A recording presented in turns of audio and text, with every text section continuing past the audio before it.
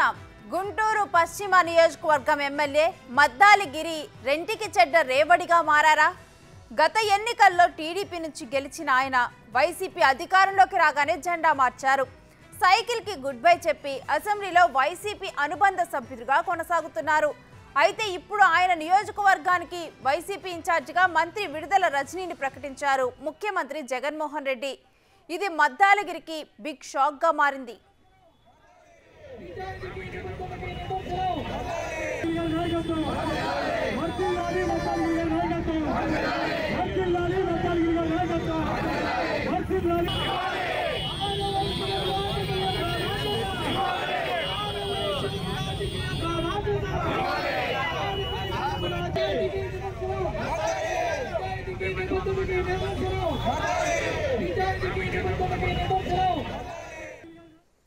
గుంటూరు పశ్చిమ నియోజకవర్గం నుంచి ఈసారి వైసీపీ టికెట్పై తాను పోటీ చేస్తానంటూ ఇప్పటికే చెప్పుకున్నారు ఎమ్మెల్యే మద్దాలిగిరి. కానీ చిలకలూరుపేటలో తీవ్ర వ్యతిరేకత ఎదుర్కొంటున్న మంత్రి విడుదల రజనీని సడన్ గా గుంటూరు వెస్ట్ వైసీపీ ఇన్ఛార్జిగా జగన్ ప్రకటించడంతో మద్దాలిగిరి ఎటూ తేరుకోలేకపోతున్నారు. ఆయన టికెట్ ఆశలు గల్లంతయ్యాయి. వచ్చే ఎన్నికల్లో ఏ పార్టీ నుంచి పోటీ చేస్తారు, ఎక్కడ నుంచి బరిలోకి దిగుతారనేది డైలమాలో పడింది.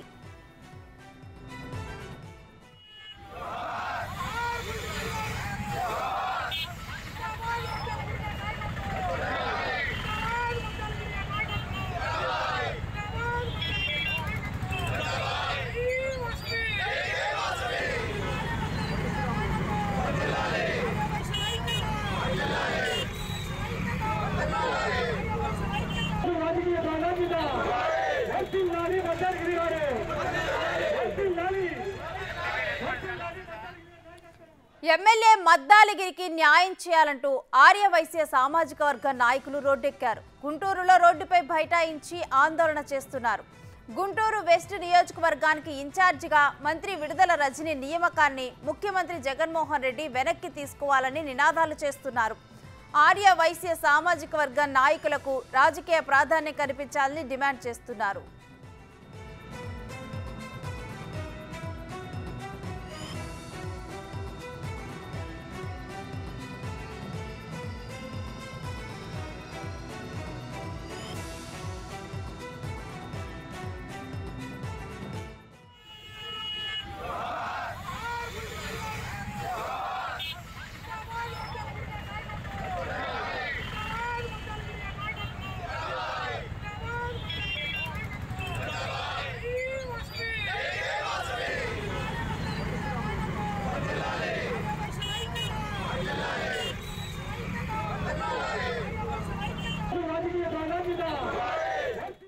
ఇక ఈ విషయం మీద మరింత సమాచారం మా విజయవాడ ప్రతినిధి శివ అందిస్తారు.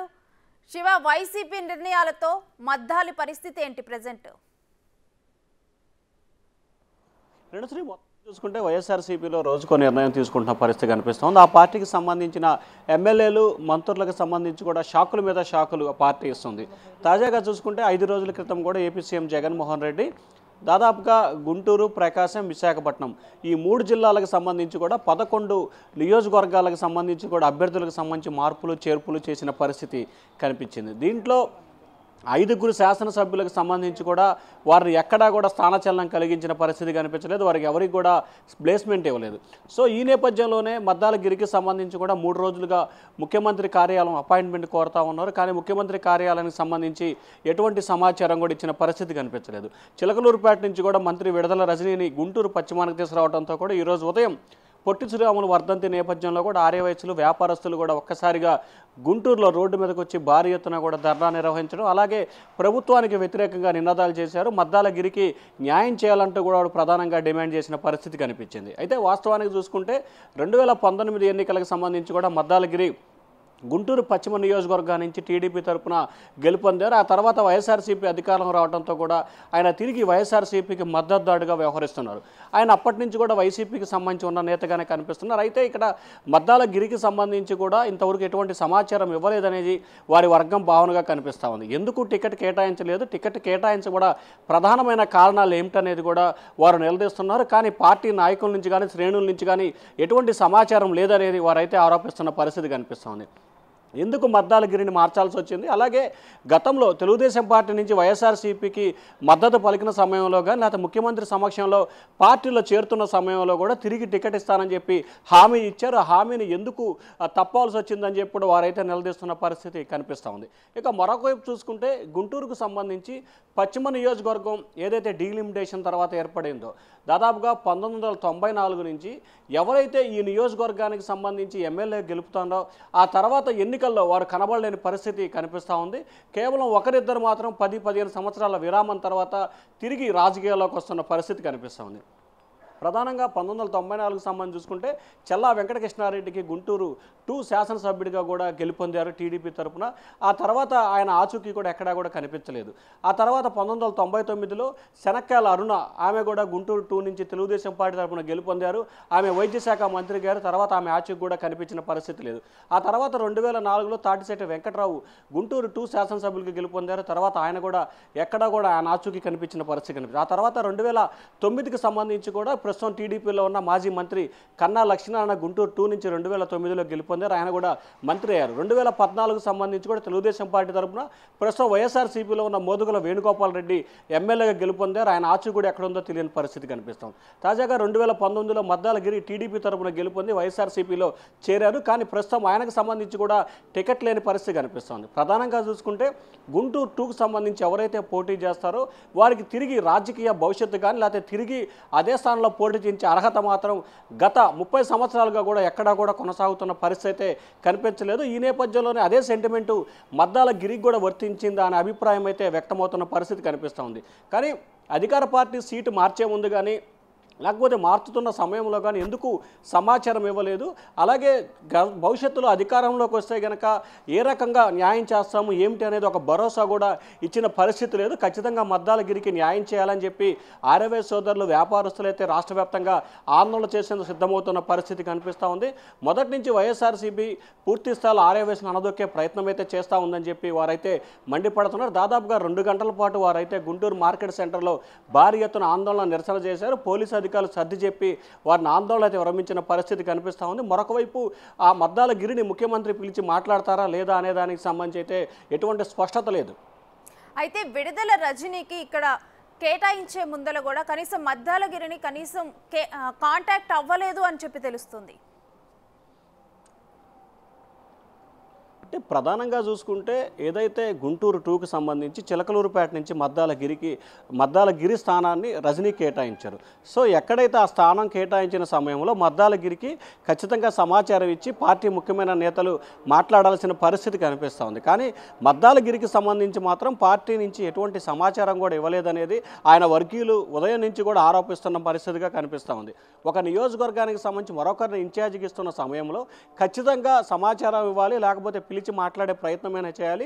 కానీ అటువంటి ప్రయత్నాలు అటువంటి చర్చలు ఏ విధంగా జరగకుండా డైరెక్ట్గా ముఖ్యమంత్రి 11 మంది అభ్యర్థుల్ని మార్పులు చేర్పులు చేసిన క్రమంలో గుంటూరు 2 కూడా చిలకలూరుపేట నుంచి మద్దాలగిరిని తప్పించి చిలకలూరుపేటకి రజనీని ప్రకటించడంతో ఒక్కసారిగా మద్దాలగిరి ఆయన అనుచరులు అయితే ఆందోళన చెందిన పరిస్థితి కనిపిస్తోంది. ఎందుకంటే గతంలో మద్దాలగిరికి అనేక సందర్భాల్లో ముఖ్యమంత్రితో మాట్లాడిన సమయంలో కూడా తిరిగి నీకే టికెట్ ఇస్తామని చెప్పి కూడా హామీ ఇచ్చారని చెప్పి ఆయన వర్గీయులు చెప్తున్నారు. కానీ సడన్గా విడుదల రజనీని చిలకలూరుపేటలో ఆమె గెలిచే అవకాశాలు లేవనే సాకుతో తిరిగి గుంటూరు 2 నుంచి పోటీ చేయించడం ఎంతవరకు సమంజసం అని చెప్పి కూడా వారైతే ఆరోపిస్తున్న పరిస్థితి కనిపిస్తూ ఉంది. అయితే ఈ మార్పు వైఎస్ఆర్సీపీ మీద రాజకీయాల్లో ఎటువంటి ప్రభావం చూపునుంది శివ? ప్రధానంగా చూసుకుంటే ఖచ్చితంగా, ఎందుకంటే ఒక నియోజకవర్గానికి సంబంధించి ఒక శాసనసభ్యుడిగా ఉన్నారు, ఖచ్చితంగా ఆయనకి సమాచారం ఇవ్వాల్సిన పరిస్థితి కనిపిస్తూ ఉంది. రాష్ట్రానికి సంబంధించి కూడా చాలా బలమైన సామాజిక వర్గాన్ని నుంచి మద్దాలగిరి ప్రాతినిధ్యం వహిస్తున్నారు. ఖచ్చితంగా గెలుపు ఓటములకు సంబంధించి రాష్ట్ర వ్యాప్తంగా కూడా 5 నుంచి 10% వారి ఓటు బ్యాంకు ఉన్న నేపథ్యం కనిపిస్తూ ఉంది. దాంతోపాటుగా గుంటూరు, ప్రకాశం, నెల్లూరు, కర్నూలు తదితర జిల్లాలకు సంబంధించి బలమైన సామాజిక వర్గం గెలుపు ఓటములు చాలా తీవ్రస్థాయిలో ప్రభావితం చేసే అవకాశం కనిపిస్తూ ఉంది. దాంతోపాటుగా రాష్ట్రానికి సంబంధించి అనేక మున్సిపాలిటీలకు సంబంధించి కూడా మున్సిపల్ చైర్మన్ ఇటు టీడీపీ కానీ ఇటు వైసీపీ కానీ ఎక్కువ స్థానాల్ని గతంలో ఆర్ఏవైఎస్లకే కేటాయించారు. వారు కూడా మున్సిపల్ చైర్మన్గా గెలిచిన సందర్భాలు చాలా ఎక్కువ ఉన్నాయి. అయితే ప్రస్తుత ప్రభుత్వంలో తక్కువగా ఉన్నా కానీ గత టీడీపీ ప్రభుత్వంలో అయితే రాష్ట్ర వ్యాప్తంగా దాదాపుగా 30-35 నియోజకవర్గాలకు సంబంధించి ఆర్ఏవైఎస్లే చైర్మన్గా గెలిచిన పరిస్థితి కనిపించింది. సో ఈ నేపథ్యంలో మద్దాలగిరి విషయంలో వైఎస్ఆర్సీపీ తీసుకున్న నిర్ణయాన్ని పూర్తి స్థాయిలో గుంటూరు జిల్లా ఆర్ఏవైఎస్ సంఘం తప్పడే ప్రయత్నం అయితే చేస్తూ ఉంది. దీన్ని జిల్లా వరకు వ్యాప్తి చేస్తారా లేకపోతే రాష్ట్ర వ్యాప్తంగా ఆందోళన చేసే అవకాశం కనిపిస్తూ ఉందా, దీన్ని ఏ రకంగా తీసుకుంటారు అనే దానికి సంబంధించి ఖచ్చితంగా కొన్ని రోజుల్లో స్పష్టత వచ్చే అవకాశాలు అయితే కనిపిస్తూ ఉన్నాయి. Right, thank you Shiva.